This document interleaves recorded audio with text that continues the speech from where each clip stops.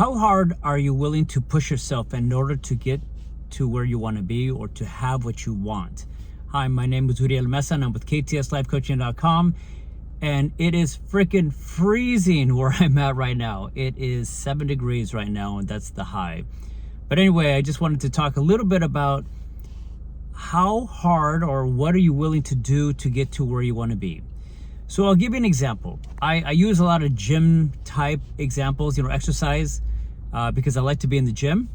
But are you one of these people that, okay, we'll talk about health.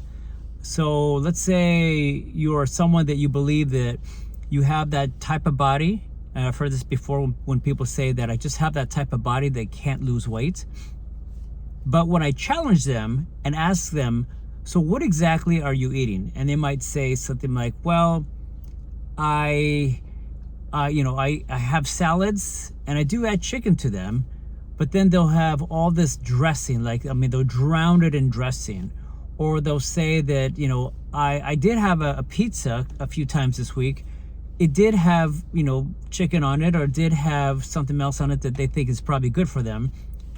But they're not taking into consideration what it has that is probably detrimental to their weight loss journey. So what I do is I challenge them and say, what would happen if you eliminated the pizza, you eliminated the salad dressing, or you eliminated, let's say, if they drink, and they might say, well, I just have one glass of wine a day. If you eliminate the alcohol, what would happen? And then they'd probably say something like, well, then my life would just suck because I don't want to go through that. But that's the thing, is, are you willing to be comfortable feeling uncomfortable in order to get to where you want to be? Same thing in the gym. I've seen people who just sort of they meander around. They're not really challenging themselves. They're going through the motions. And I feel like that's what most of us do throughout life. We go through the motions. We're not really uncomfortable with anything that we're doing, but we think that at least we're doing something, which I suppose if you were, I don't know, if you have some physical issues, then yes, doing something is better than nothing. If you're in an area where nutrition is a little scarce and maybe the stuff you're eating is not the best, I get it. It's better to have something than nothing. But if you're living in an area where you have access to good food, maybe a place where you could work out, and even, okay, I'm going to use the example of relationships as well. I have heard people say that the reason why they don't ask other people out is because they will probably say no. But I challenge them and I say, well, with that attitude, if you've already decided that this is how it's going to go, that's probably what's going to happen. So anyway, where am I going with this?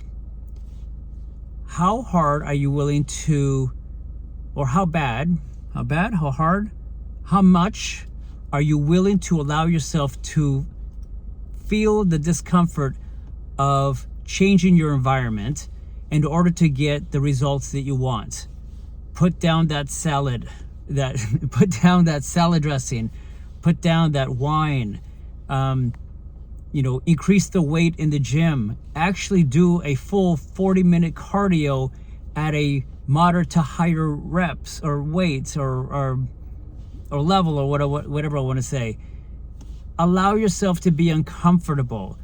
If what you're doing feels fine, you want to feel shitty. You actually want to feel shitty for a while, and then when you feel that you're feeling comfortable again, then raise the bar again.